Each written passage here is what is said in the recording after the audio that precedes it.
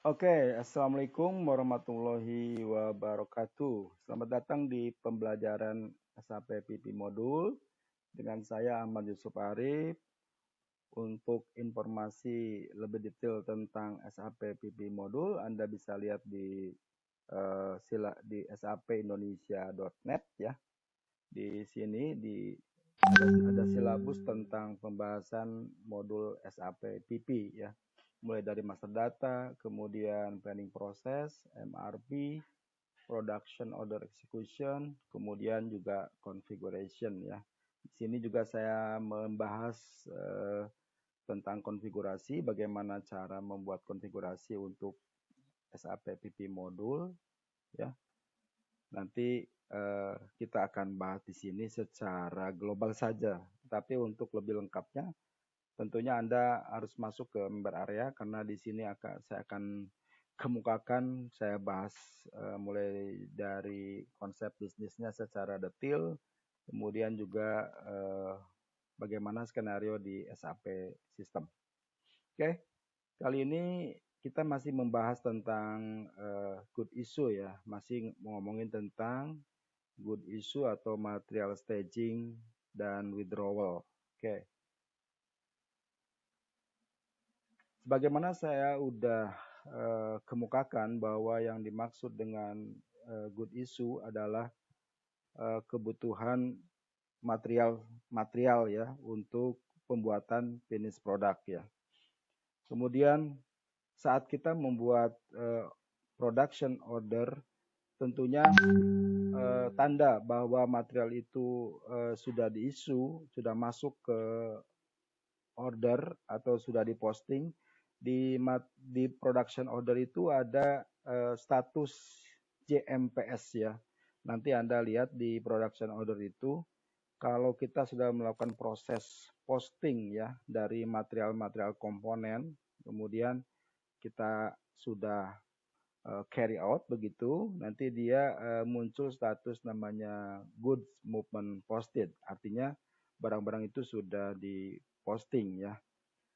Dan hal itu pun selain dari status ya, dari status JMPS, Anda pun bisa ngecek nanti di order itu ya, di production order, di headernya di menu atas nanti Anda cari yang namanya good movement issue ya.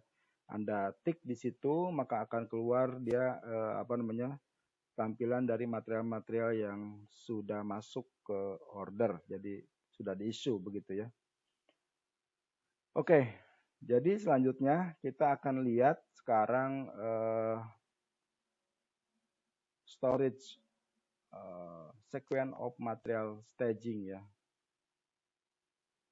Sorry, maksudnya yang ini. Jadi kita akan lihat sekarang konsep dari storage location ya. Di mana kita tahu tadi di akhir bahwa pada saat pembuatan slot material itu dalam posisi kosong. Jadi storage location-nya itu di komponen itu tidak ada isinya gitu ya. Jadi kosong. Artinya kita pun bisa melakukan secara otomatis. Tadi di awal saya sudah sebutkan bahwa posting dari material itu kita bisa lakukan secara backflash ya, secara otomatis gitu ya. Dan ini pun storage location kita bisa setup, bisa default di sistem secara otomatis. Karena tidak mungkin kita akan memasukkan satu persatu terlalu banyak misalnya material untuk dimasukkan slok-sloknya itu. Nah, hal ini tentu saja mengurangi kesalahan dari user ya, menghindari kesalahan dari user dan memudahkan dan mempercepat. Nah, hal ini dari tim material, maksudnya tim warehouse itu diusahakan dibuat satu grouping ya, grouping dari material-material baik raw mat maupun packaging ya, supaya nanti kita pada saat mengisu itu otomatis tidak salah slotnya gitu ya. Sebagai contoh misalnya gini, kalau kita mempunyai gudang raw mat itu dipisahkan antara gudang material packaging ya, packaging dipisahkan dengan material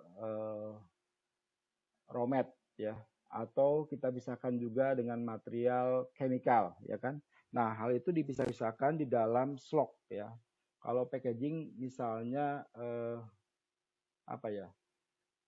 Packaging ya, packaging misalnya PC01 gitu ya. Kalau misalnya raw mat biasa, bahan baku RM01. Kalau chemical misalnya CM01. Itu adanya di departemen warehouse. Oke. Okay? Nah, nanti pada saat isu, produksi mengisu, tentu saja kebutuhannya materialnya yang ada di gudang raw mat. Nah, di produksi waktu isu itu sudah ditempelkan slot-slotnya, jadi tidak akan salah lagi, ya kan? Nah, hal itu kita bisa setup, bisa kita bikin default tentang slot ini. Kalau saya lihat di struktur ini, ya, ada beberapa cara untuk membuat suatu slot default di dalam sistem.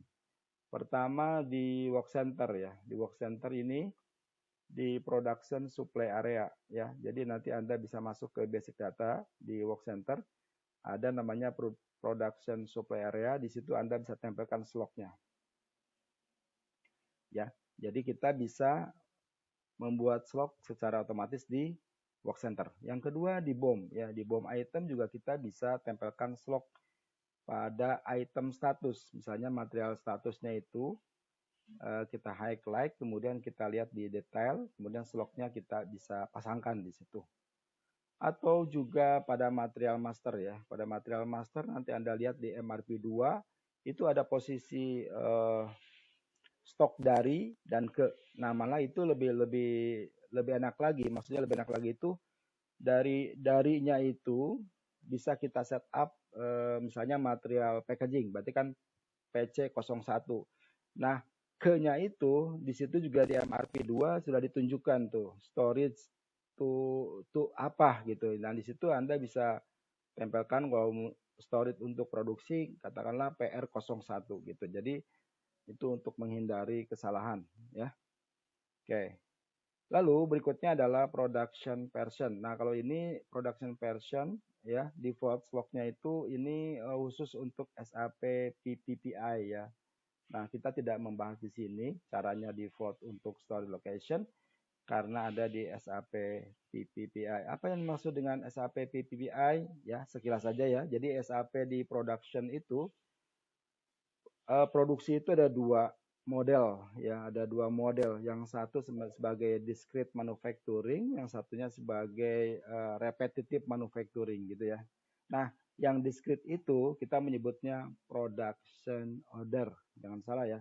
Yang discrete kita menyebutnya production order, sedangkan yang repetitif disebutnya sebagai SAP PPPI, industry process gitu ya. Jadi dibedakan di modul SAP PP itu ada dua ya, dua bagian besar yang dibedakan. Oke, nanti mungkin di sesi berikutnya kita juga sedikit akan membahas masalah ini di sapindonesia.net ya. Kemudian bad determination. Nah, ini pun ya kebetulan di silabus kita tidak ada pembahasan bad determination karena ini udah advance ya. Mungkin nanti ya di sela-sela waktu saya membahas juga tentang bad determination, bagaimana pengaturan batch ya, karena ini pun merupakan suatu hal yang penting. Jadi batch itu nanti bisa dipasangkan di gudang raw mat, juga diproduksi di finish product ya. Tentu saja waktu kita melakukan issue ya, ini batch juga berpengaruh ya, berpengaruh agar tidak salah dalam melakukan konsum barang. Kemudian kalau ini semua tidak terjangkau, tidak ada default slot baik itu di work center, di BOM, material master, di production version atau di bad determination, maka slotnya dianggap kosong ya. Jadi kalau Anda lihat nanti di komponen material dari production order kosong, berarti Anda tidak memasangkan default dari slot dan itu tidak apa-apa gitu. Asal aware atau paham slot yang dipakai ya. Biasanya sih ada miss ya antara orang produksi sama orang warehouse tentang slot ini yang mana yang benar ya. Untuk itulah perlu dikomunikasikan masalah ini. Oke, dan yang terakhir adalah dari good issue adalah efek ya. Kita ngomongin ini kan backblasting udah, efek dari good issue. Ini juga merupakan hal yang penting. Nah, ini ya. Jadi efek dari good issue itu apa ya? Setelah kita selesai melakukan proses konfirmasi ya, mulai dari production order ya. Production order kemudian kita isu stoknya sudah diisu ya di Migo, kemudian kita melakukan proses GR untuk finish produknya. Kemudian yang terakhir adalah confirmation ya. Confirmation itu melakukan proses konfirmasi dari order untuk melihat aktualisasi hasil produksi, yaitu namanya confirmation.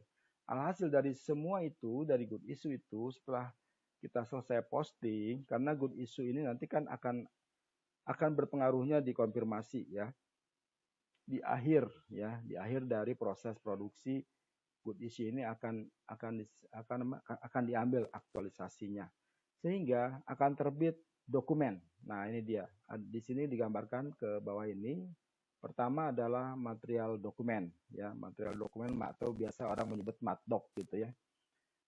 Kemudian accounting dokumen ya, accounting dokumen juga akan dibuatkan, dan controlling dokumen.